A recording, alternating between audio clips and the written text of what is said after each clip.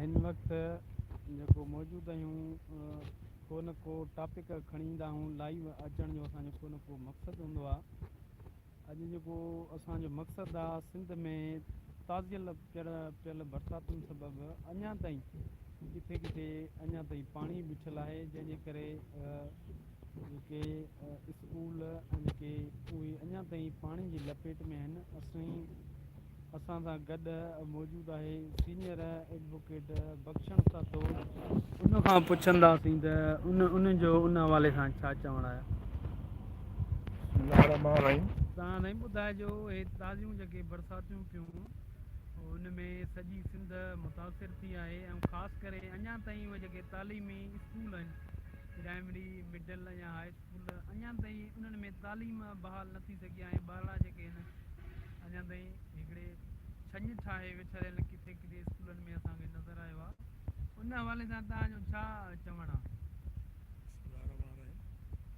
जीअं त इहा हिकिड़ी कुदरती आफ़त हुई, ऐं इन में असांजी सिंध गवर्नमेंट, फेडरल गवर्नमेंट या इंटरनेशनल कम्यूनिटीअ सुठो माना स्टेप्स वरिता आहिनि, पर अञा उन में वधीक गुंजाइश हुई।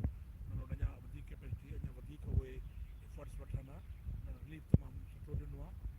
बाक़ी अञा इलाही इलाइक़नि में पाणी बीठो आहे। सिंध गवर्नमेंट जी मशीनरी कमु करे थी पई, पाणी कढाए थी पई, पर उनखे अञा स्पीडअप करण जी माना ज़रूरत आहे, त उहो तमामु जल्दी निकिरे। ऐं ख़ासि करे जंहिं हंधि स्कूल आहिनि, जिते ॻोठ ॿुॾी विया आहिनि, त उहे स्कूल ॿुॾी विया आहिनि, माना लाज़मी आहे उते स्कूल बि माना सफ़र था कनि, स्कूल बि माना ख़तमु थी विया आहिनि। उन करे असां सिंध गवर्नमेंट खे अपील कंदासीं त उन्हनि खे स्पीडअप करे ऐं जल्द खां जल्द पाणी कढाए वञे, त जीअं आबादगार कुझु कणिक पोखे सघनि। अगरि के कणिक नथा पोखे सघनि त ॿिए सब्जियूं पोखे सघनि, मिर्च वग़ैरह पोखे सघनि, या ॿिया जेके आहिनि फेबरवरी मार्च जा जेके फसल आहिनि उहे पोखे सघनि। ऐं ख़ुशूसनि जेके स्कूल आहिनि उन्हनि जे लाइ अल्टरनेटिव जे लाइ माना गवर्नमेंट प्रोवाइड करे, त अगरि जंहिं इलाइक़े में तकड़ि पाणी बीठो हुजे, स्कूल तकड़ि में नथो ठही सघे या हुते, त उन्हनि जे लाइ ॿिए हंधि जे स्कूल जेको जो बंदोबस्तु कयो वञे, त जीअं ॿारनि जी तालीम मुतासिर न थिए। सीनियर एडवोकेट बख़्शण साथो जूं तव्हां ॻाल्हियूं ॿुधियूं। हिन चयो त मुसलसिल तेज़ तूफ़ानी बरसातुनि सबबि जेके स्कूल ऐं जेके आबादगार मुतासिर थिया आहिनि, सिंध गवर्नमेंट खे हिन अपील कई त फौरी तौर ते माना तकिड़ो एक्शन खणी उन्हनि जेके स्कूल आहिनि उन्हनि खे खोलिया वञनि, ऐं जेके आबादगार आहिनि उन्हनि खे का फैसिलिटी ॾिनी वञे, जीअं हर माण्हू जेको ख़ुशहाल थी सघे, ऐं वरी पंहिंजो हिकु दफ़ो ॿीहर सिंध असांजी ख़ुशहाल थी सघे। नेक्स्ट वीडियो ते मिलंदासीं इंशाल्लाह को नओं टॉपिक खणी। अल्लाह हाफ़िज़।